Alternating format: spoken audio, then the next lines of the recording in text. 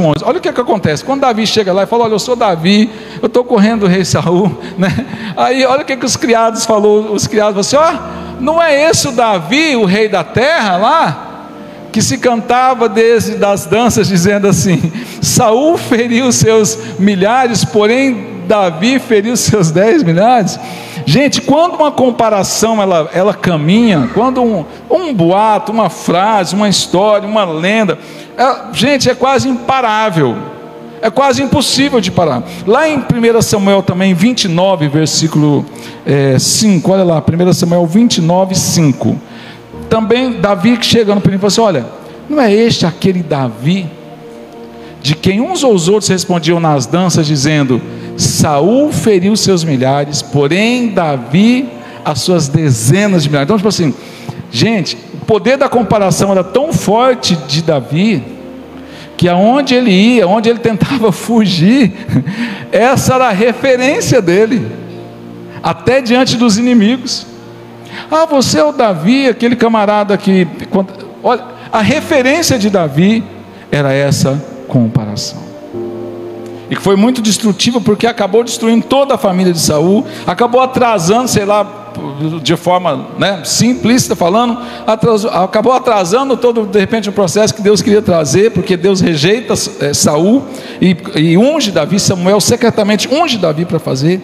Mas deixa eu falar uma coisa para você: essa comparação, quando a gente compara um ao outro, quando a gente fica comparando as pessoas, e quando a gente sofre a comparação, ela sempre vai despertar um gatilho em nós, e esse é o desafio. O desafio, o gatilho que despertou entre Davi e Saul, nos mostra a comparação do amor pelo povo, do amor que o povo tinha por ele.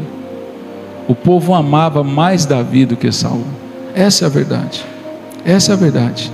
Essa primeira comparação é a comparação da aceitação.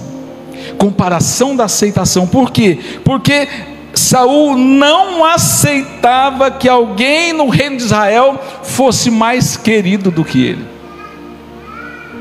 Sabia disso? Ele não aceitava. A Bíblia fala que no começo, quando aquele jovem tímido, né, que foi escolhido, se escondeu entre as bagagens, a Bíblia fala que Deus move o coração do povo a ir a favor do rei. A Bíblia fala. Mas, gente, se tem aquela frase que fala assim, que nem Jesus agradou a todos. Saul tinha tudo, ele tinha riquezas, ele tinha domínio, ele tinha poder, ele tinha um reino. Mas o que feria aquele homem era ele saber que o povo amava mais a Davi do que a ele.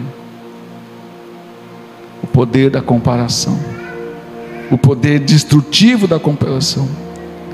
É como se fosse aquela frase assim, ó: eu tenho tudo, mas eu não tenho a aprovação de todos. Irmãos, isso nunca vai acontecer.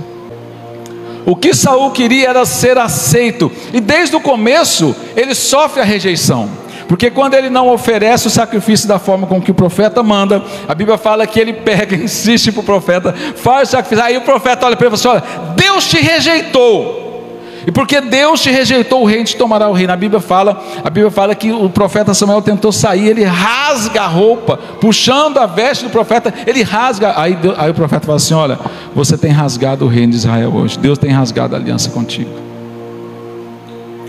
O que Saul queria era somente ser amado por todos, mas isso isso não vai acontecer com ninguém, nem comigo, nem com você, jamais. Jamais.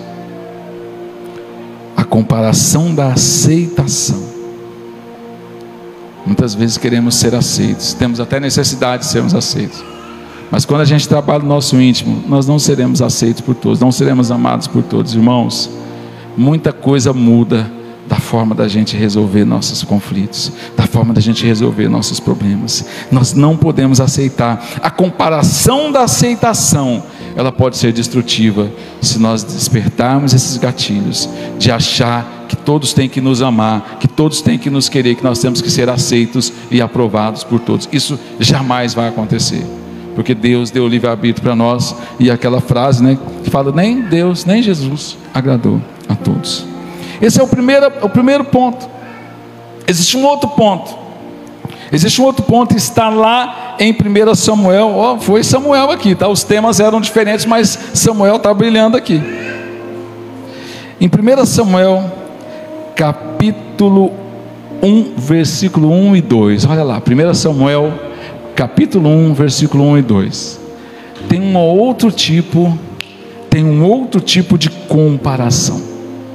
Olha lá, houve um homem em Ramataim, Zofim da montanha de Efraim, cujo nome era Eucana, era filho de Jeroão, e filho de Eliú, filho, né, e vai passando os filhos, passa o próximo versículo aí, versículo 2,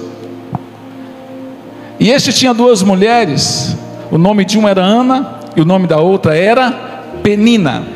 Penina tinha filhos, porém Ana não os tinha. E olha que coisa interessante, e quando ele fala isso, olha o próximo versículo. Subia pois este homem da sua cidade de ano em ano para adorar e sacrificar o Senhor dos Exércitos. E a Siló, estava ali os sacerdotes, Siló, estavam ali todos com ele. Os sacerdotes do Senhor, Ofni, Finéias, os filhos de Eli e tudo mais. Posso passar o versículo. Sucedeu que no dia que Eucana sacrificava e dava a ele porções do sacrifício, a Penina, sua mulher, dava a todos os filhos e a todas as suas filhas. Próximo versículo. Porém a Ana dava uma parte excelente, portanto ele a amava, Ana, porém o Senhor lhe tinha cerrado a madre. Se você olhar lá em 1 Samuel capítulo 1 e versículo 1 Samuel capítulo 1 versículo 6, que está aí agora, ó, e a sua competidora, aqui eu coloquei o seguinte, aqui está o seguinte, e a sua rival, a sua competidora excessivamente a irritava para embravecer, porquanto o Senhor lhe tinha cerrado a madre. Estava assim, olha, está claro isso aí, a sua rival provocava ela, irritava ela, trazia o poder da comparação, comparando, ó, eu posso ter filho, você não pode. A grande amargura desta mulher era o fato dela não poder ter filhos. E não era só o problema de não ter filhos, é o problema que naquela época uma mulher que não tinha filhos, e até hoje no Oriente Médio ainda essa cultura é muito forte, uma mulher que não pode gerar filhos, uma mulher estéril, é uma mulher já de segunda classe, é uma mulher desvalorizada. Ela sofria não só a falta de ser mãe, mas ela sofria também a pressão daquela sociedade da época, que oprimia muito mais uma mulher que não podia gerar filhos.